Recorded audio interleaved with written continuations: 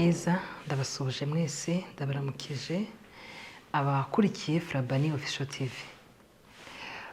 Turashimira Imana turi amahoro, ndizera ko namwe muri amahoro. Rero uyu munsi mbahaye ikaze nanone, turacyari mu ishuri ryacu. Turacyari mu ishuri tugiye kuganira, aho tuganira ubuzima bw'umuryango. Uyu munsi rero tugiye kuganira ku inshingano z'umugabo, inshingano z'umugore. Ese ni gute umugore ashobora gufasha umugabo kuba mu nshingano ze? Mu rugo umugabo n'umugore bafite inshingano zitandukanye ariko zuzuzanya. Uyu munsi tugiye kureba uburyo rero umugore ashobora gufasha umugabo kuba mu nshingano ze. Ese inshingano z'umugabo ni izihe? Nimba ngewe ndi umufasha, ese umugabo ndamufasha iki? Ndamufasha mu biki? Ni izihe nshingano umugabo afite ku buryo ngewe nk'umugore mufasha ngende bufasha umugabo kuba muri za nshingano ze? Ibyo umugore afasha umugabo ni byinshi, ariko ubu tugiye kuganira no ku nshingano z'umugabo. Hanyuma turebe n'uburyo ki umugore ashaka kumufasha w'umugabo muri za nshingano, ku buryo ushobora gufasha umugabo wawe kuba mu nshingano ze, cyangwa se kugira urugo ruzima, cyangwa se urugo rwiza, urugo runezerewe. Burya mu binezeza urugo, mu bituma umuryango uba mwiza cyangwa urugo rubaho neza, ni uko umugabo n'umugore baba bari mu nshingano zabo kandi bakazibamo neza. Imana irema umugabo yamuhaye inshingano zisa nkaho zikomeye. Iyo zivugitse wumva ari inshingano zisa nkaho atari nyinshi, ariko nanone zisa nk'izikomeye. Ndifashisha note zacu mu ishuri dukunda gukoresha, ndasomaho note nkeya cyane hanyuma tuganire. Mu irema ry'umugabo rero Imana yamuhaye inshingano zo kurya yiyushya akuya. Mu bajya basaba Bibiliya, hari abandi bemera ku buryo cy'umuntu yabayeho, ariko ku basoma Bibiliya twemera ko Imana ariyo yaremye umuntu.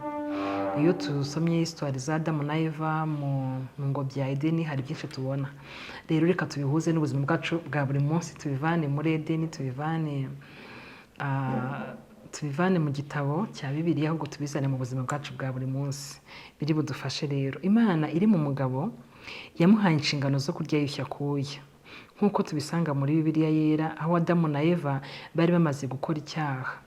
Imana ikabababarira, ariko ikababwira ko biyambuye umunezero, aho bari bibereye mu busitani barya banywa batavunitse.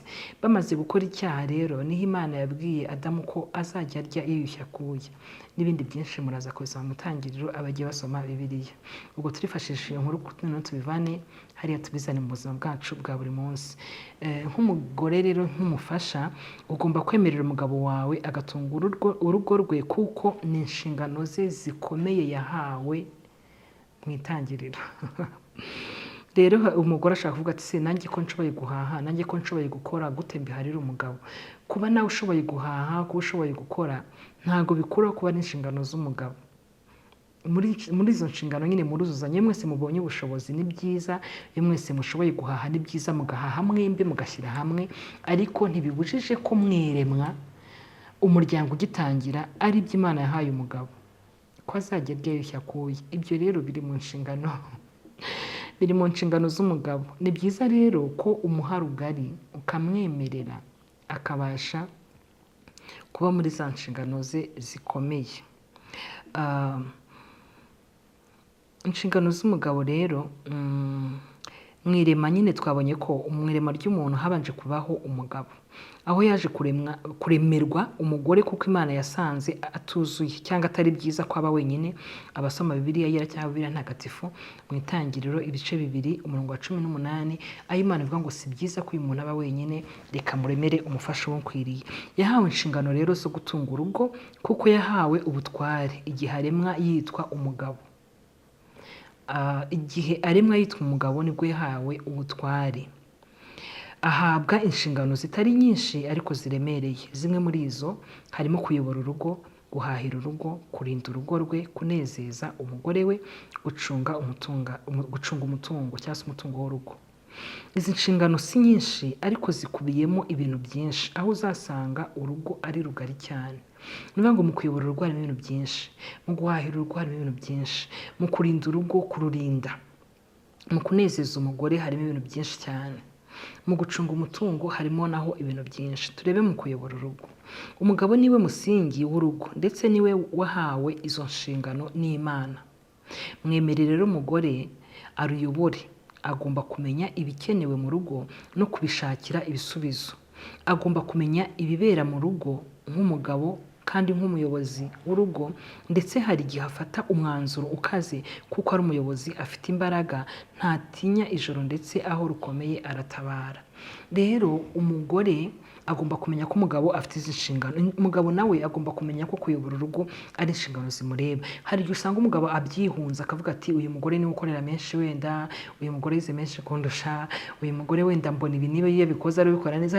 Hari abagabo benshi bahunga inshingano zabo, ariko birakwiriye ko nk'umugabo mu rugo agomba kudahunga inshingano ze, ahubwo agomba kuzibamo neza. Umugore ahari nk'umufasha ngo agufashe izo nshingano, azigufashe kuzuza cyangwa gukora n'izi nshingano zawe. Umugore ahari nk'umufasha, ariko wowe uri umugabo, hari ibyo wahawe n'Imana.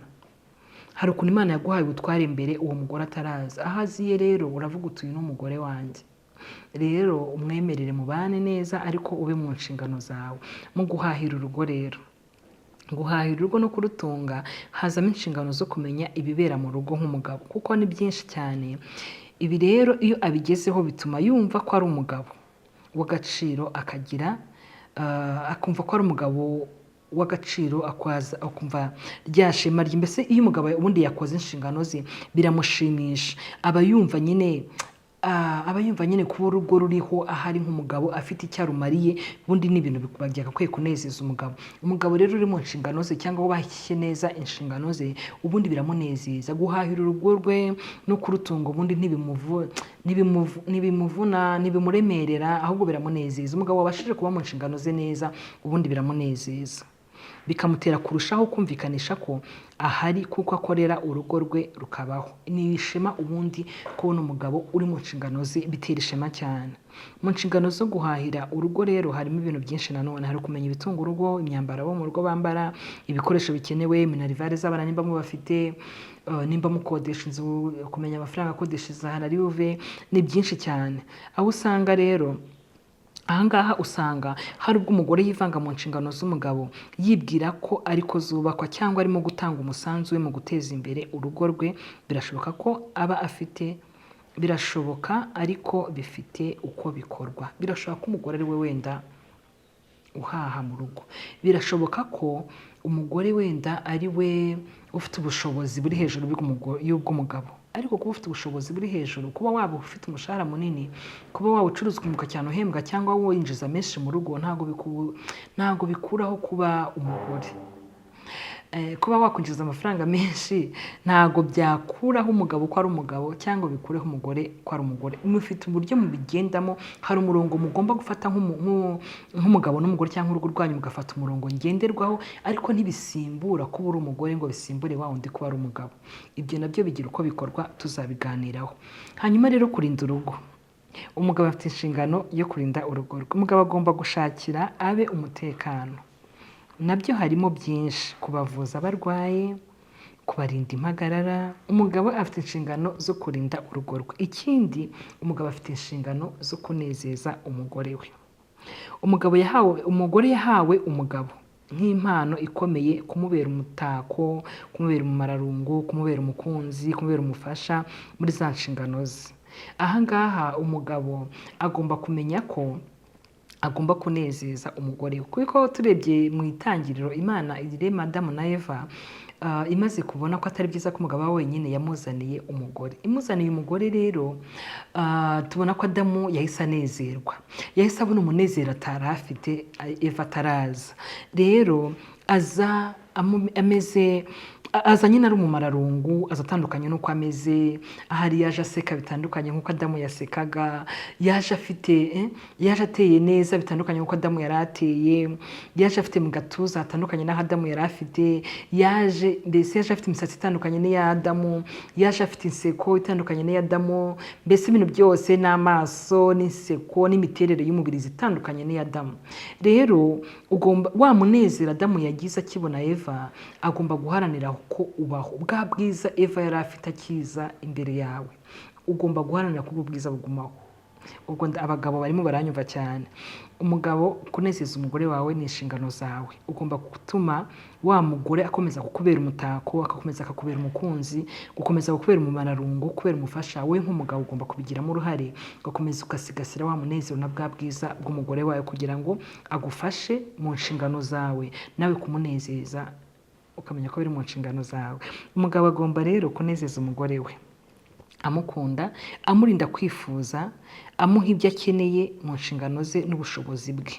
Mu bushobozi ufite nk'umugabo, rinda umugore wawe kwifuza ikindi kintu kiri hanze y'urugo rwawe. Ibyo ngibyo mwaba mukize cyangwa mukeneye, ubuzima bwose muri ikigeragezo cy'ubuzima, ikigereranyo cy'ubuzima mwaba muri mu cyiciro cy'ubuzima mwaba murimo cyose, wowe mugabo ufite inshingano zo kurinda umugore wawe ukamunezeza. Umunezero w'umugore uri ahantu henshi mu bintu byinshi.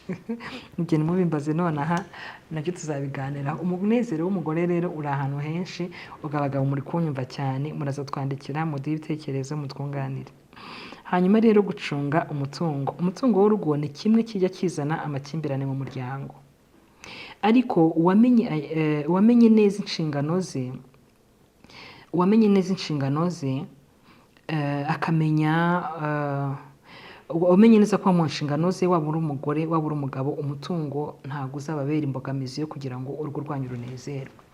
Akenshi uzasanga aho umugabo n'umugore bananiwe kumvikana cyangwa bafite ubwumvikane bukeya, uzasanga intandaro henshi ari mu mutungo, mu gucunga umutungo. Rero ahangaha birasaba ko umugabo n'umugore bumvikana ku kintu kigendanye n'umutungo, kubera yuko umutungo ni ikintu gisa nkaho cyatwaye gishobora gutwara uruhare runini mu munezero w'urugo cyangwa se mu mahoro y'urugo, kumvikana k'urugo. Ikintu cyitwa gucunga umutungo ugasanga umugabo n'umugore ntibari kubihuriramo.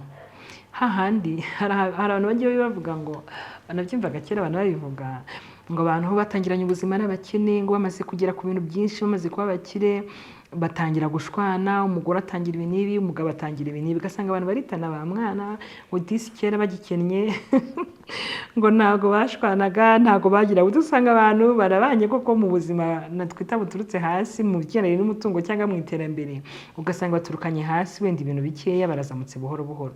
Bamara kuzamuka, ubwenge cyangwa se umutima wo kuba muri bwa butunzi Imana yabahaye cyangwa bwa butunzi bakoreye n'amaboko yabo, ugasanga ubwumvikane bubaye bukeya. Hahandi umugore areba akavuga ati kuri konti amafaranga yangomba kuyakoresha iki, umugabo nawe akareba ati mu mitungo dufite ngomba kugira gutya, ngomba kubigenza gutya. Ugasanga nimba abantu bari bafite ibintu bikeya cyangwa se umutungo w'urugo rwabo wari uri hasi, wamara kuzamuka urukundo rukagabanuka bitewe no batamenya uko bitwara mu icunga ry'umutungo wabo.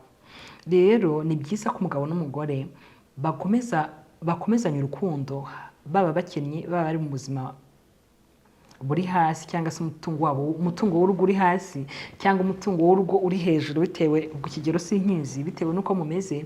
Ni byiza ko umutungo utakabatwaye urukundo rwanyu. Ni byiza ko ibyo mutunze cyangwa ibyo mufite bitahungabanya urukundo rwanyu. Muraza kutuganirira, mutubwire cyangwa se mutwandikire, muduhe inama cyangwa se inyunganizi kuri ikintu cyitwa gucunga umutungo, kuko usanga gisenya ingo nyinshi. Hari ibintu byinshi nabonye bisenya ingo, tuzabiganiraho. Icya mbere habamo umutungo, ikindi habaho kunezezanya cyangwa se kwishimana nk'umugabo n'umugore. Ibyo nabyo tuzabireba, tuzabiganiraho. Hari ibintu bibiri usanga rwose ari ipfundo ryitandukana cyane, cyangwa se ipfundo ryo kutabana neza nk'umugabo n'umugore, gushimishanya kw'imibiri yabo no gucunga umutungo wabo. Ni ibintu usanga byiganje cyane. Ni byiza rero ko umugabo n'umugore bamenya uburyo bacunga umutungo wabo. Ibyo byo kunezezanya kw'imibiri nabyo tuzabiganiraho, ariko cyane cyane n'umutungo nawo tumenye ko uri mu bintu biri kwangiza ingo. Umugabo n'umugore mwicare muganire, mubwizanye ukuri, mumenye uburyo muzajya mucunga umutungo wanyu. Gusa hari nk'abagore binjira muri izi nshingano, ugasanga ibintu by'umutungo byamutwaye umutima, ugasanga arashaka gukontorora umugabo kuri buri kintu cyose. 5 byinjiye, 5 byasohotse, 2 byagiye, ibi n'ibi. Kubera iki? Ugasanga umutungo wamutwaye umutima, akibagirwa izindi nshingano ze. Cyangwa se umugabo akavuga ati ngenda umugabo, akitwaza inshingano ze, akitwaza kuba ari umugabo, akitwaza kuba ari umutware mu rugo, akaba yabangamira umugore mu gucunga umutungo. Aho ngaho tuzabigarukaho tubitindeho cyane. Muri make rero inshingano z'umugabo n'inshingano z'umugore, ni byiza kumenya ko bitandukanye ariko byuzuzanya. Umugore akeneye umugabo kugira ngo abe mu nshingano ze, n'umugabo akeneye umugore kugira ngo abe mu nshingano ze neza, hanyuma tukuzuzanya tukagira umuryango wishimye, tukagira umuryango unezerewe. Murakoze cyane rero, ndabashimiye. Reka isomo rya none turisoreza aha ngaha, tuzakomezanya ubutaha. Mugire umunsi mwiza, ndabakunda cyane.